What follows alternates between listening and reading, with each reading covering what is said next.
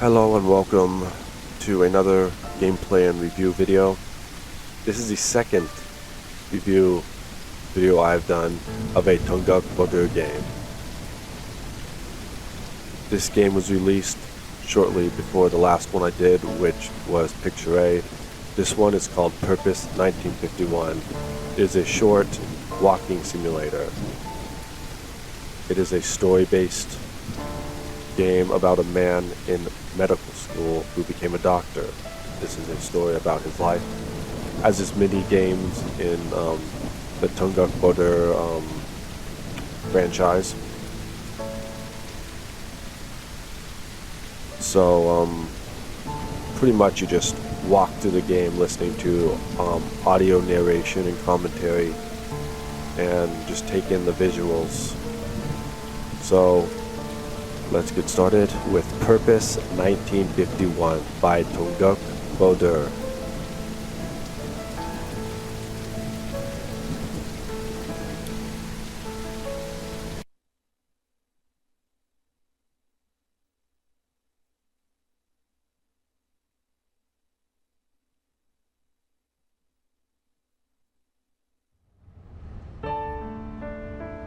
The oracles of this continent have no vision of life or death. They foresee the things in between.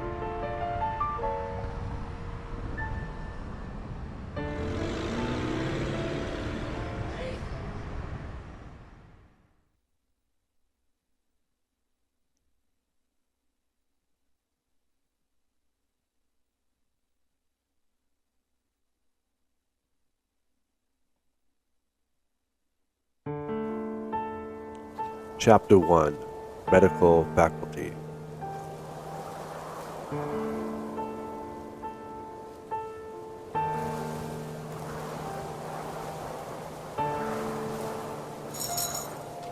I'm on this winding path one last time.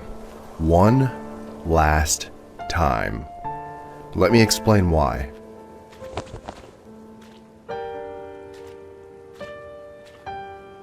The Explainer.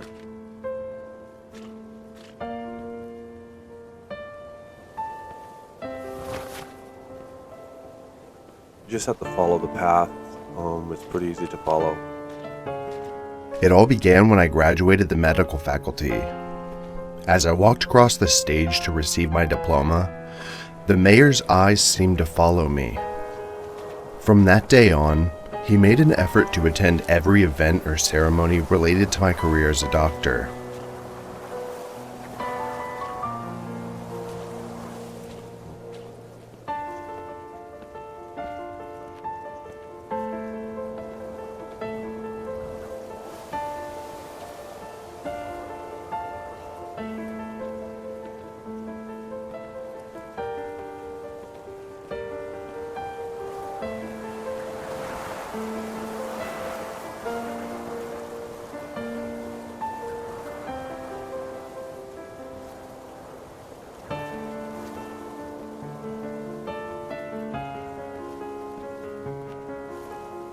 My childhood friends Rosie and Sam were also there, cheering me on with their loud voices and beaming smiles.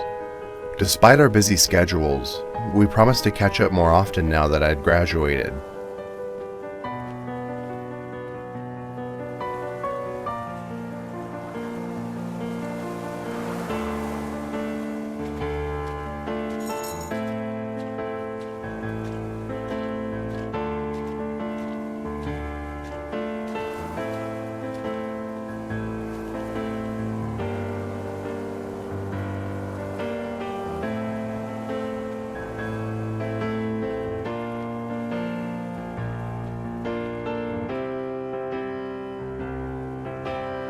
As I entered my first job as a doctor, I was full of hope and ambition.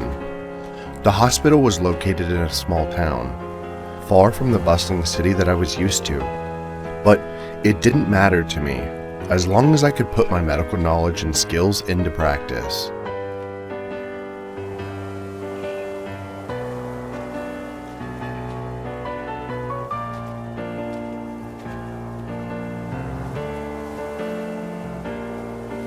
But reality hit me hard. The hospital was understaffed and underfunded. The equipment was outdated and the working conditions were poor. Patients came in with various illnesses, some easily cured with proper treatment, while others were too severe for us to handle.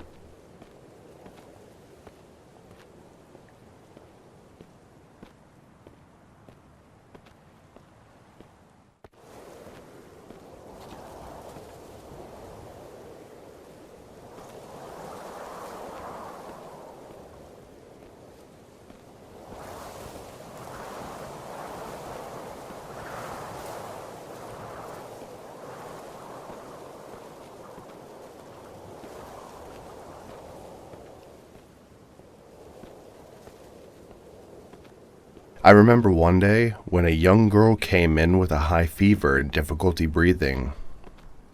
She needed urgent care, but we didn't have the necessary equipment or medication to treat her. We did our best to stabilize her condition, but she passed away before we could transfer her to a better equipped hospital.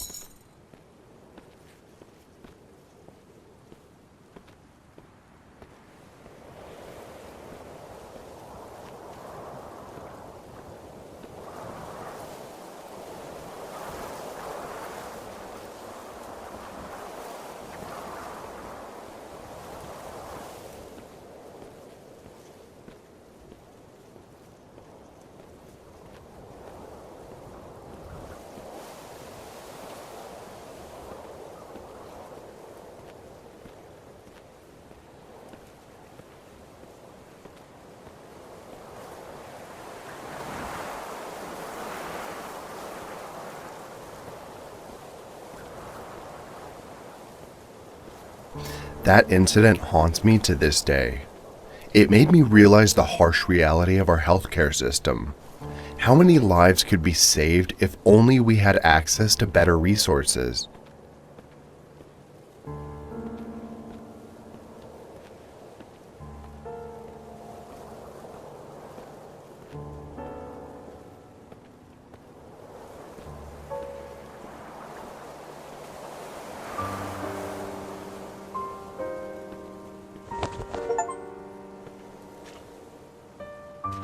The realizer.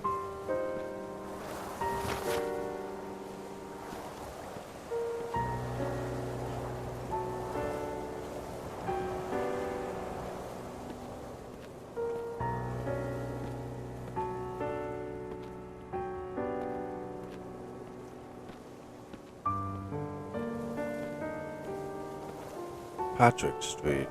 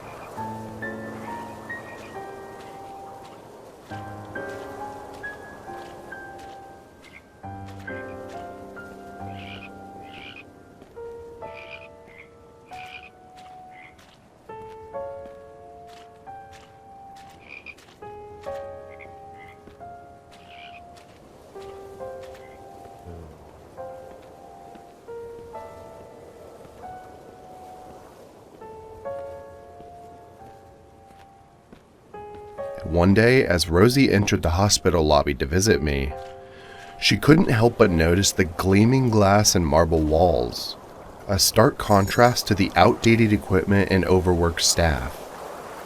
She shook her head in frustration as she thought about the government's priorities.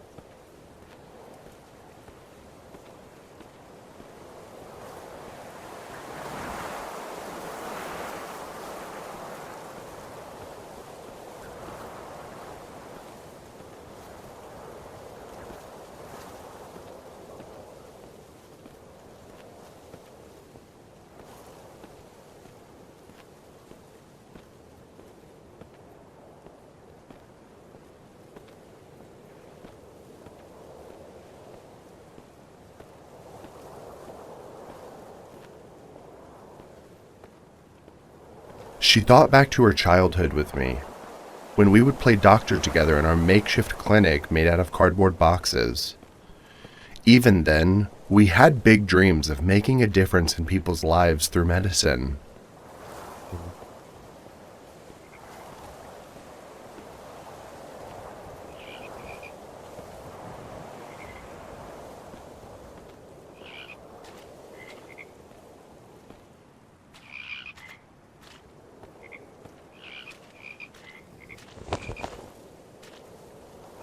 The player.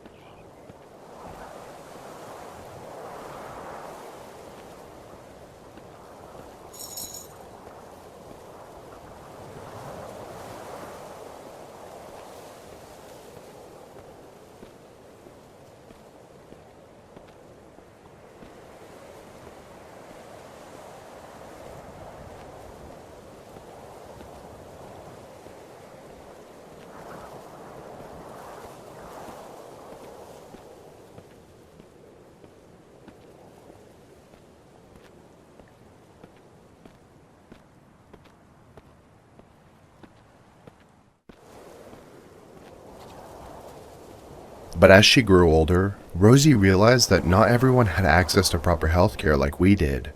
Some families couldn't afford to seek medical help until it was too late, while others were turned away from hospitals due to lack of funds or resources.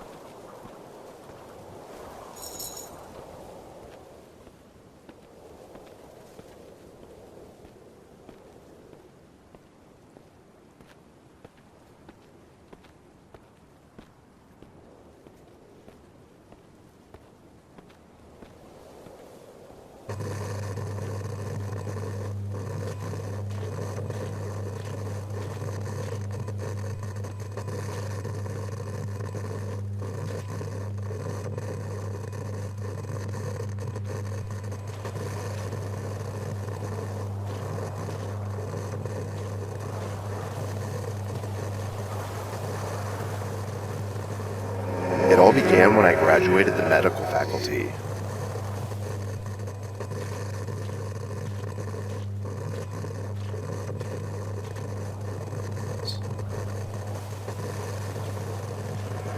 My childhood friends Rosie and Sam were also there.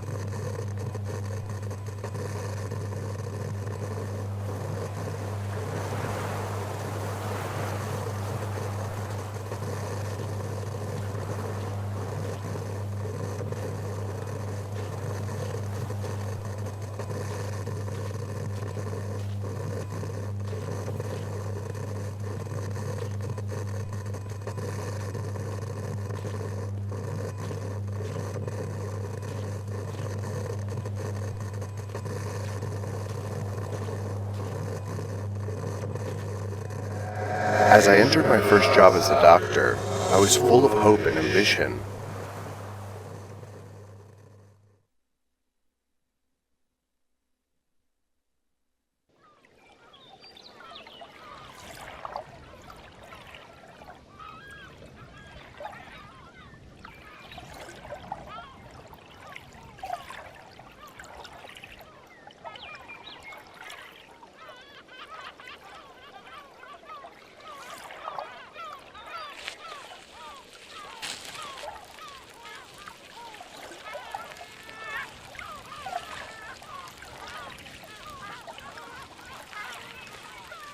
The wind rushes past me as I speed down the road, my lungs heaving with each sharp inhale.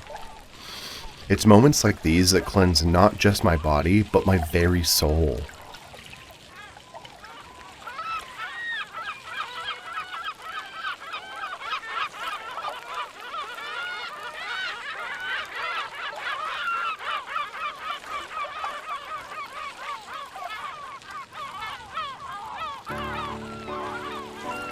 I've worked hard to get here, finished school, found a wonderful wife, and I can't help but thank the universe for how lucky I am.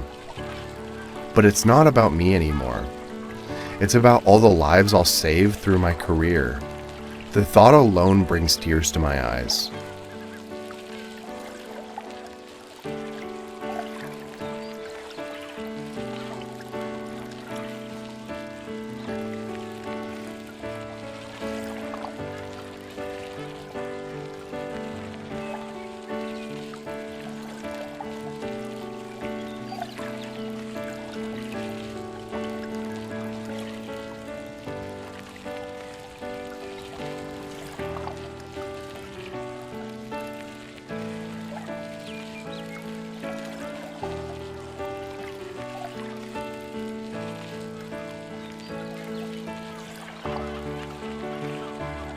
As I ride around the lake, the sun glinting off its surfaces takes my breath away.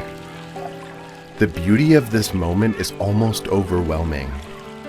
My serotonin levels skyrocketing as I take in the magnificent view.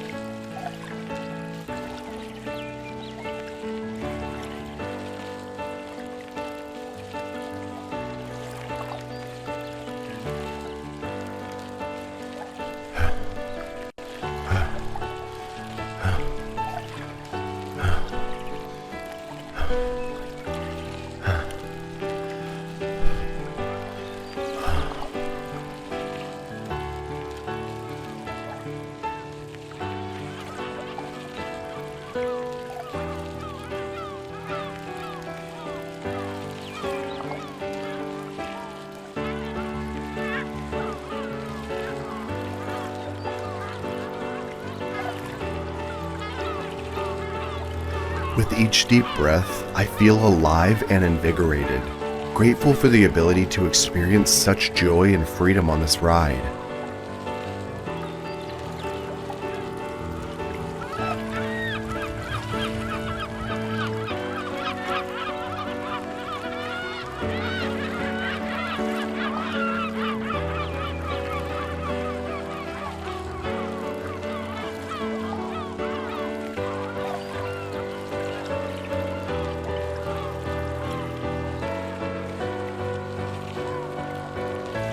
Somebody better grab an extinguisher, because I am literally on fire.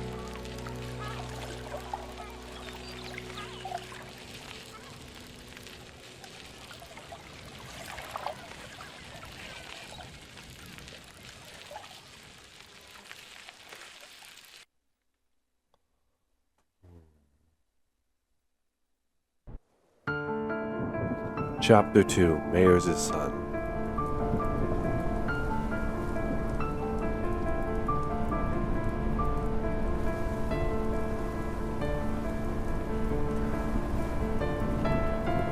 Sam, the one I mentioned earlier, was actually the mayor's son. His family had strong ties to the mob. One night, he got into a heated altercation with the rival mob leader's son over a girl.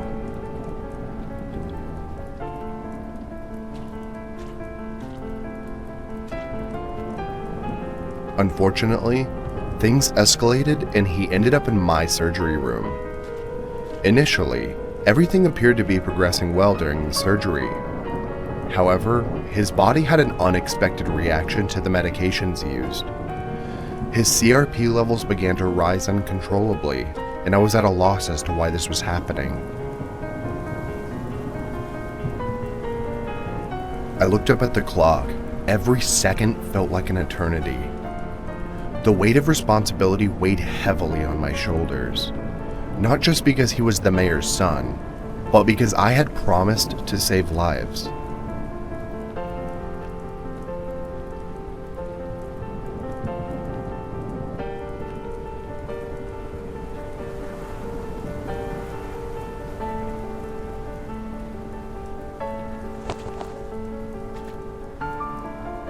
The Promiser.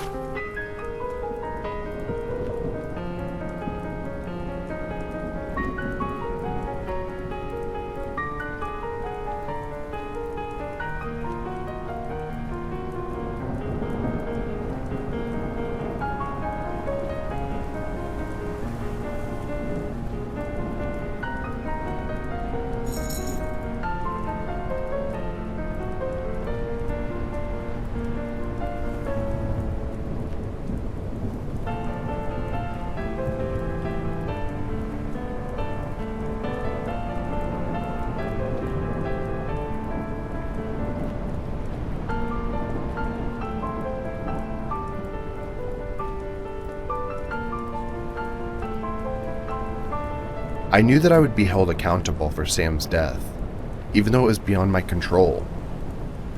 The pressure from both sides intensified, and soon enough, my career was under threat.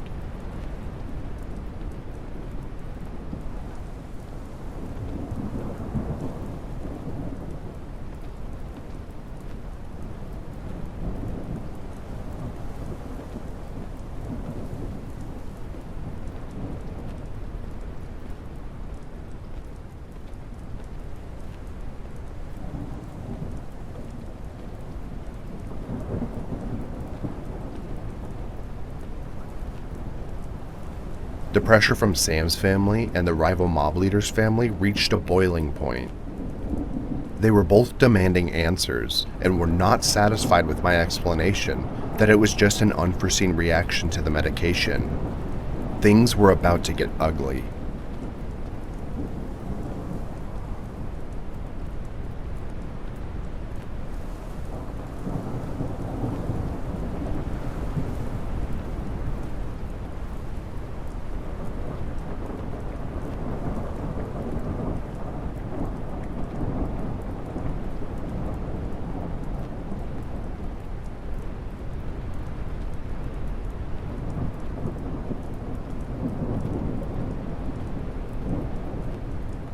The next day, rumors began circulating about my involvement with the mob, and accusations flew left and right.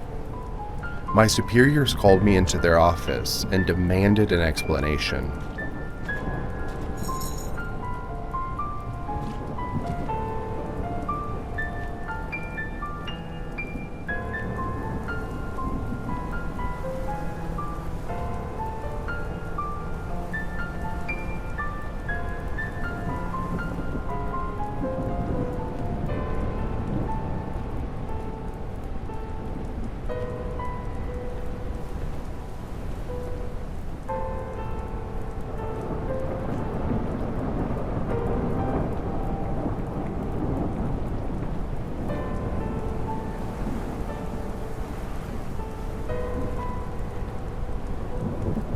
See here, we're just walking along this path near a city, quite possibly a city park.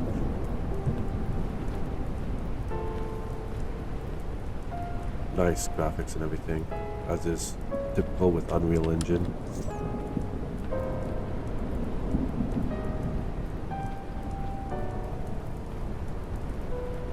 How could they think that saving lives was a mere risk to me? But I knew that any outburst would only make things worse. I did everything in my power, I replied calmly, trying to keep my emotions in check. But deep down, I knew that this wasn't just about Sam's death anymore.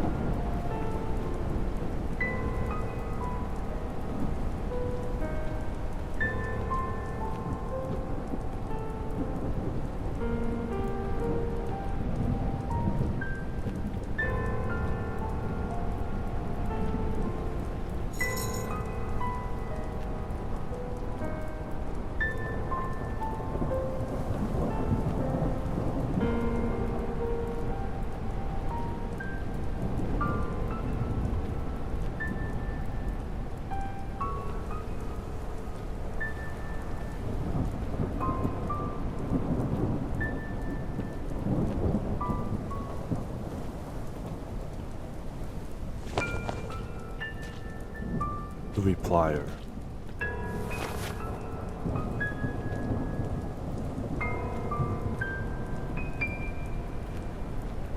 Maybe all those years of studying and working hard meant nothing in this world where politics trumped everything else. I sighed heavily as I walked back to my office.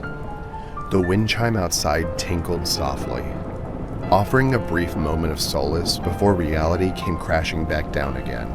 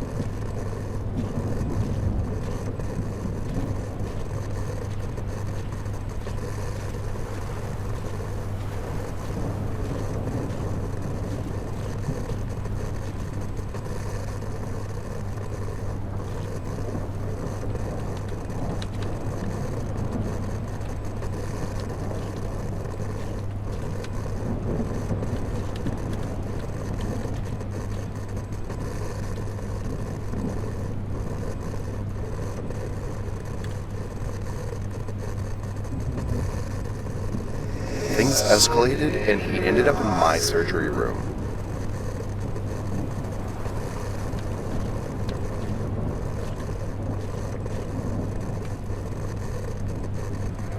I knew that I would be held accountable for Sam's death. The next day, rumors began circulating about my involvement with the mob.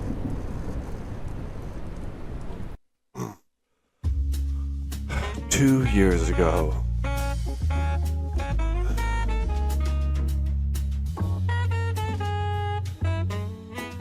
My wife, Rosie, was a force to be reckoned with. She was a successful real estate broker and also happened to be related to the mayor. Her connections and charm made her a formidable figure in our community.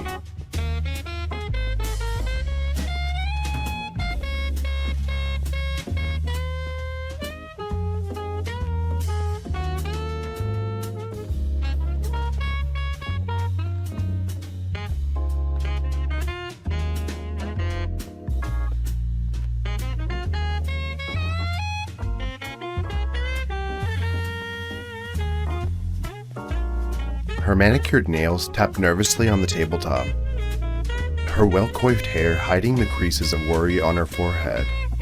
I know this sounds like a terrible thing to say about my future wife, but despite her charming smile and smooth words, a nagging doubt lingered in the air about her true intentions.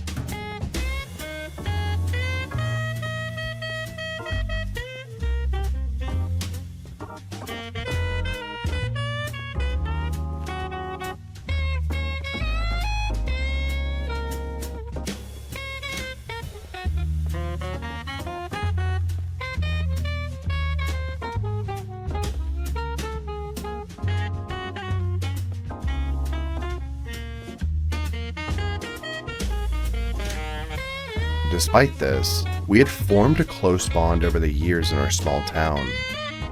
As the sun set on my day shifts, Rosie and I would often escape to the nearby theaters, surrounded by the quaint charm of our community. The warmth of nostalgia filled every moment we spent together, creating cherished memories.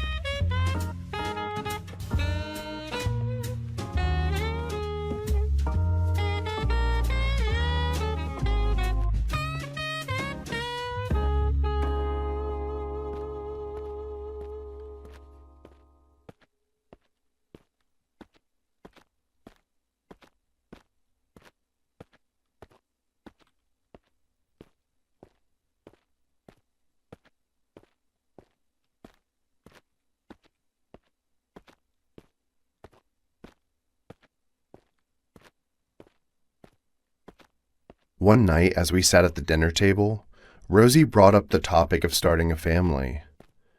I could see the excitement in her eyes as she spoke about our future children. But all I could feel was fear. Fear of not being able to provide for them or protect them in this dangerous world we live in.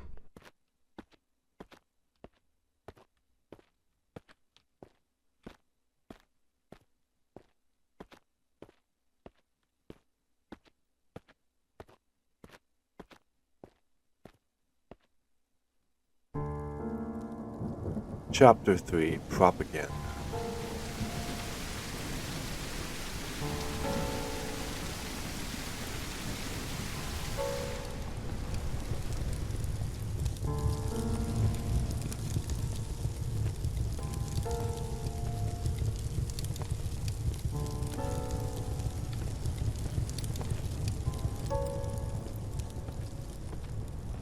It seemed that Sam's father, the mayor, had mob connections, and promptly used them against me. The hospital was obligated to let me go, especially after they organized some incidents that didn't quite work in my favor. Things turned ugly. They sullied my name all over, and I couldn't find a job anywhere after that.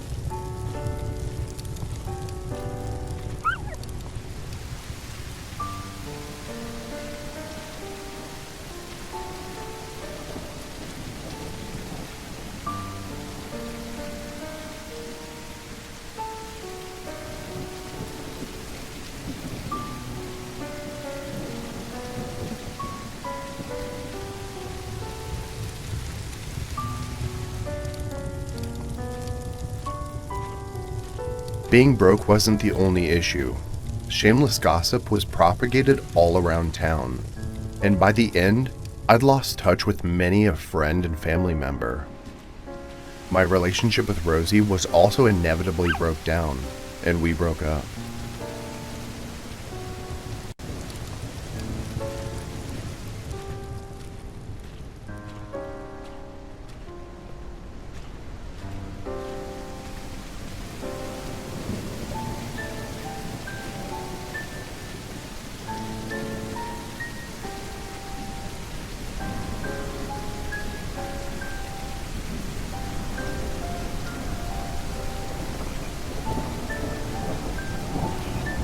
The propaganda was relentless. Rumors spread like wildfire, and my once supportive community turned against me. I could feel the stares and whispers everywhere I went.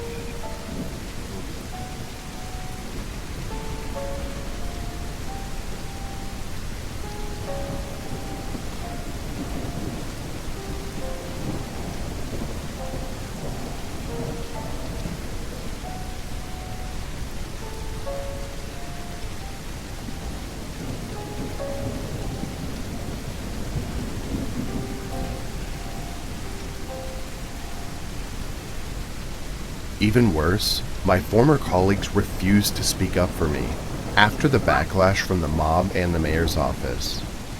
It seems like everyone had turned their backs on me.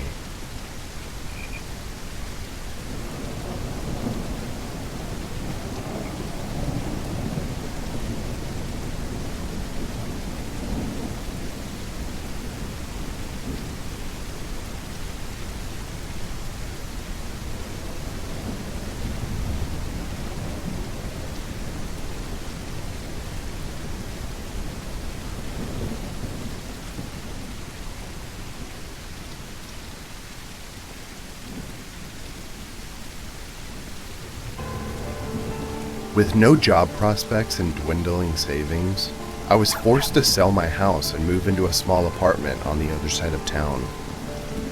My parents were disappointed in me for losing my prestigious job and were ashamed of the rumors surrounding me.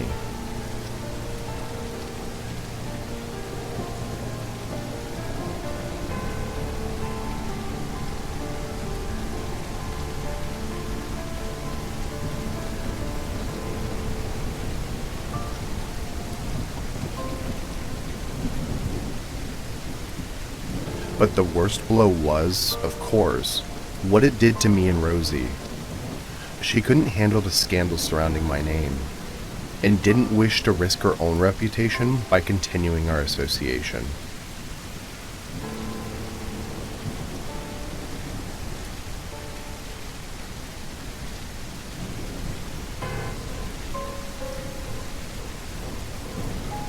As I packed up my belongings, memories of our past dates and conversations flooded my mind. How could she abandon me like this? After everything we had been through, it was like a dagger to my heart.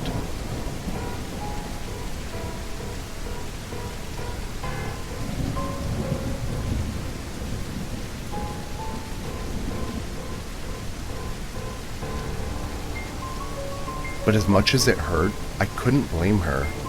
The propaganda against me was cruel and relentless. Of course, she didn't want any part of it. She deserved better than being with someone who was constantly being shamed and slandered.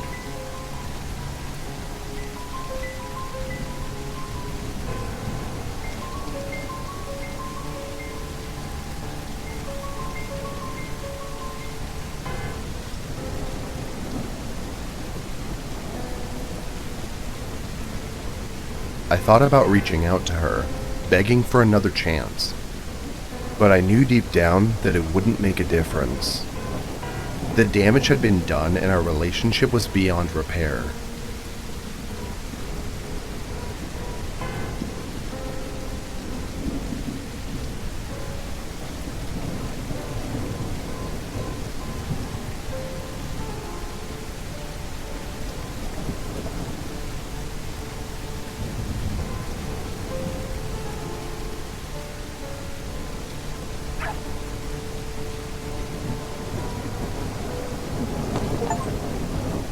The thinker.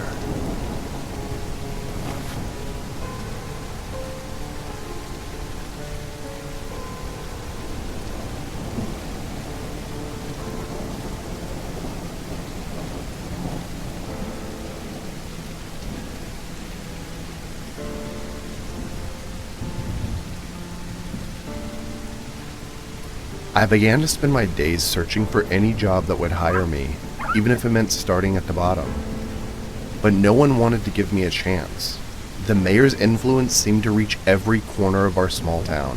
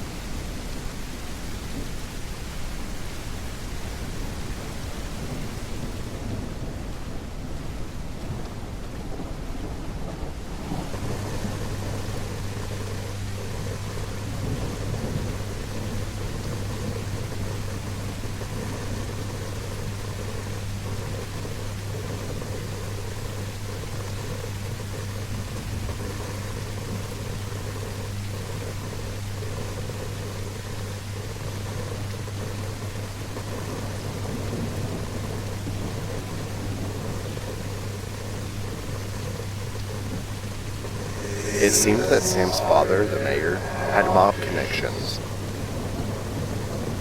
The hospital was obligated to let me go. But the worst blow was, of course, what it did to me and Rosie.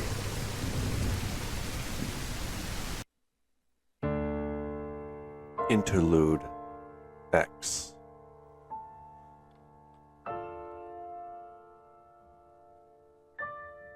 The memory of that fateful day in the hospital is a constant, never-ending present in my mind. The hours were dark and chaotic, turning my life upside down in an instant.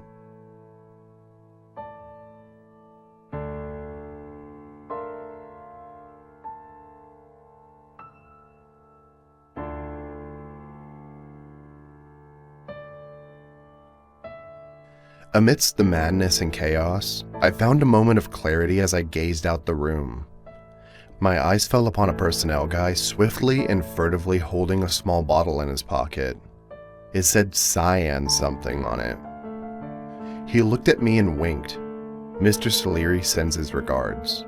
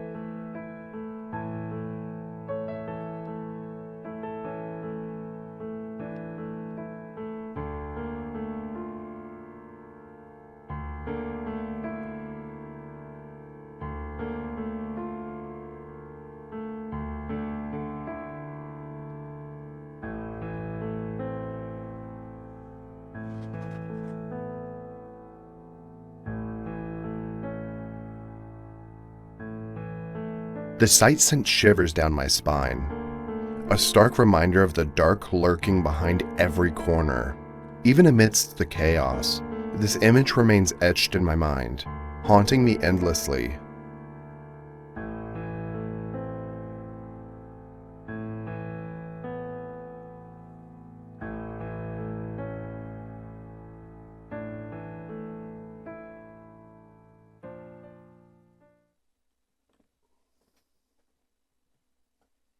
So this is why I've been on this winding path. To put an end to the crushing weight of sadness that has plagued me by throwing myself off the edge of this cliff.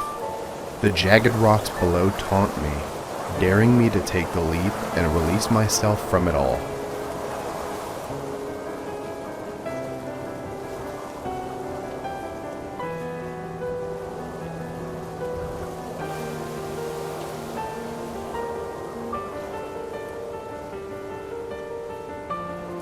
The wind howls and whips at my hair and clothes, tugging me forward like an eager guide towards my ultimate destiny. The force of it's almost tangible, a physical reminder of this journey that lies ahead. The wind carries with it a scent of salt, a reminder of the vast ocean just beyond the craggy cliffs. It fills my nostrils and stirs up a sense of adventure and determination.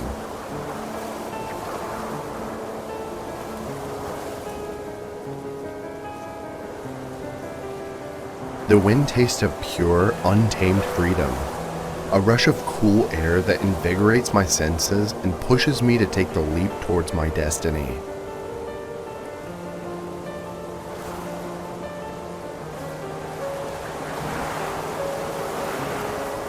The gusts swirl around me, carrying with them the sense of earth, the echoes of the past travelers, and their stories. I take a deep breath, feeling both exhilarated and apprehensive as I step forward into the unknown. The personnel guy is etched into my mind, a symbol of death and betrayal. It must have been cyanide seeping through his veins like poison, planted by the rival mob to sabotage Sam's surgery. The memory haunts me, taunting me with the knowledge that I couldn't save him. And now, I'm left with nothing but shattered pieces of my former self.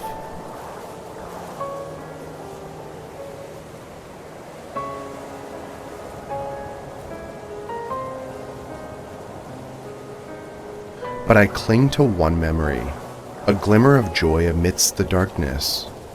Riding a bicycle 5 years ago, feeling the wind rush against my skin, and the freedom of breathing without fear or pain. It was a fleeting moment, but it remains burned into my soul. I choose to keep living despite the overwhelming grief and emptiness.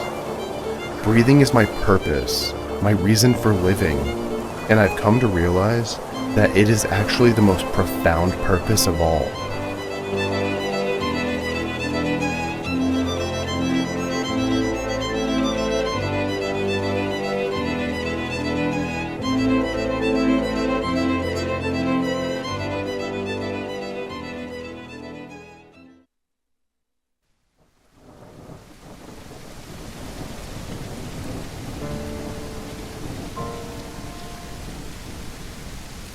Okay, that is the conclusion of Purpose 1951 by Tonguc Bodur.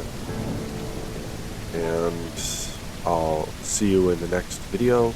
I'm going to be doing many more Tonguc Bodur gameplay and reviews in the near future, so see you there. Goodbye for now.